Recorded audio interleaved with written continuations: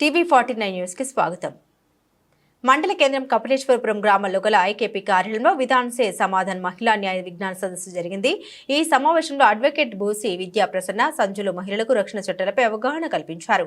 గృహహింస నిరోధక చట్టం, నిర్భయ చట్టం, వరకట్న నిషేధ చట్టం, పురుషులతో సమాన వేతనం, బాల్య వివాహాల నిరోధక చట్టం వంటి పలు చట్టాలపై అవగాహన కల్పించారు. ప్రతి మహిళ భారత రాజ్యాంగం కల్పించిన చట్టాలు తెలుసుకోవాలని సూచించారు.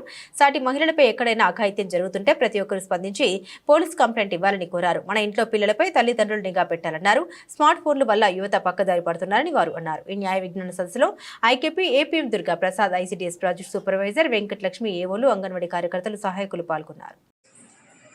అలాగే మనకి కూడా మన డిపార్ట్మెంట్లో జెండర్ ఆధారిత సంబంధించి ఒక కార్యక్రమం కూడా ఉంది. మాకు ఒక సెపరేట్ కూడా ఉన్నదండి. దానికి లింగ వివక్షత అనేది చాలా ముఖ్యమైనది. దాని మీద భేదాభిప్రాయాలు వచ్చినప్పుడు గ్రాడ్యుయేషన్ డే అంటే వాళ్ళకి ఒక పట్టా చేతికిచ్చి ఆ పిల్లలు ఎంతమంది అయితే ఉన్నారో 5 years కంప్లీట్ అయిన వాళ్ళని అవి కూడా మీరు గ్రూప్ సభ్యుల్లో ఇప్పుడు అందరినీ ఎందుకు సమావేశపరిచారంటే ఐసీడీఎస్ కూడా మీటింగ్ రమ్మన్న ఉద్దేశం ఏంటంటే కాబట్టి మీ గ్రూప్ సభ్యులు కూడా మా తల్లులు కూడా వస్తారు కాబట్టి వాళ్ళందరికీ కూడా మన ఐసీడీఎస్ డిపార్ట్మెంట్ తరఫు గురించి ఇవన్నీ చెప్పండి. తర్వాత మెయిన్ పాయింట్ ఏంటంటే చైల్డ్ మ్యారేజ్. ఇప్పుడు చూడైతే వాళ్ళు నిషేధించే చట్టాలని, అలాగే నిర్భయ చట్టాలని చాలా చట్టాలు మహిళల కోసం తీసుకురావడం జరిగిందండి. మరి బాల్య వివాహ చట్టం అనేది 2006లో ఈ చట్టము తీసుకురావడం జరిగింది. ఏంటంటే ఇందులో పురుషుడికి 21 సంవత్సరాలు ఉండాలి, అలాగే అమ్మాయికి 8 సంవత్సరాలు ఉండాలని 18 సంవత్సరాలు నిండాలి. ఒకవేళ 18 సంవత్సరాలు నిండకుండా ఏ అబ్బాయి అయినా సరే వివాహం చేసుకుంటే అతనికి 2 సంవత్సరాల జైలు శిక్ష, ₹1,00,000 వరకు జరిమానా అనేది విధించబడుతుంది. అలాగే చేసుకున్న వాళ్ళకి కాదండి, ఎవరైతే ప్రోత్సహించారో, ఎవరైతే తల్లిదండ్రులైనా, సంరక్షకులైనా, ఎవరైతే అందులో పార్టిసిపేట్ చేశారో, ఆ వివాహానికి ఎవరైతే హాజరయ్యారో వాళ్ళ మీద కూడా ఈ శిక్ష అనేది వాళ్ళకి కూడా ఈ శిక్ష కూడా వేయడం జరుగుతుందండి. వాళ్ళు కూడా ఈ శిక్షకి అర్హులే. ఎవరు ప్రోత్సహించినా, ఒకవేళ ఏదైనా ఒక ఫంక్షన్ హాల్ ఇచ్చిన ఆ యజమాని కూడా ఆ శిక్షకు అర్హులే. కాబట్టి ఏంటంటే ఎప్పుడు కూడా 18 సంవత్సరాలు నిండకుండా ఆడపిల్లలు అనేది వివాహం అనేది చేయకూడదండి. దానివల్ల చాలా సమస్యలు వస్తాయని మన మేడం గారు మీకు ఇప్పటి వరకు తెలియజేశారు.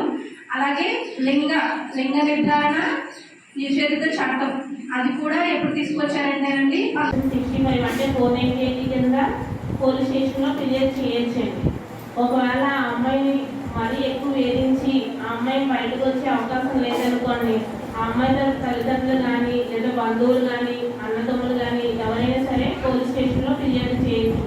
అంతగా లేదంటే ఆ అమ్మాయి 100 కాల్ ఇప్పుడు 11 కింద మార్చారండి. 112 కింద 112 నెంబర్కి కాల్ చేసి ఆ అమ్మాయి మాట చెప్తే వెంటనే పోలీసు వారు ఇంటికి వచ్చి ఆ అమ్మాయిని సంరక్షిస్తారు. అంతేకాకుండా అంతగా బయటకు రాలేను, చెప్పుకోలేని బాధ ఉంది, ఫోన్ చేయడానికి కూడా అవకాశం లేదంటే ఒక పోస్టల్ కార్డు ₹10 కార్డు ఉంది కదండి, ఆ కార్డు మీద జూనియర్ సివిల్ తెచ్చుకో తాళమూరు అని అడ్రస్కి అమ్మాయి అడ్రస్ పంపిస్తే కోర్టు నుంచి స్టార్ట్ వెళ్ళండి ఆ అమ్మాయి బాధని కొంతవరకు పరిష్కారం చేయడానికి అవకాశం ఉంటుంది. ఎవరైనా ఇంట్లో రాలేని వాళ్ళు ఇంట్లో పెట్టి కొట్టేస్తున్నారు, అమ్మాయి ఇలా బాధపడుతున్నారు, మన చుట్టుపక్కల వాళ్ళు ఎవరైనా చెప్తే మనకెందుకులే అని పట్టించుకోకుండా మనతో పాటు సాటి ఆడపిల్లని ఏంటంటే ఎవరైనా చేయొచ్చు. ఎన్జిఓస్ కానీ, అంగన్వాడీ వాళ్ళు కానీ ఎవరైనా సరే పోలీస్ స్టేషన్కి ఫిర్యాదు చేయొచ్చు. కాబట్టి నేను చెప్తే నా మీద కేసు అవుతుందేమో, నాకేమన్నా ఇబ్బంది అవుతుందేమో అని ఎవరు అనుకోవద్దాం. ప్రతి ఒక్కరు కూడా మన సాటి ఆడపిల్లకి మనం హెల్ప్ చేయాలి. అలా ఎవరైనా అంత క్రూరంగా ఉన్న అతను తల్లిదండ్రులు కానీ, అతను అన్న చెల్లెలు కానీ, అతను అక్క చెల్లెలు కానీ ఎవరు వేధించినా సరే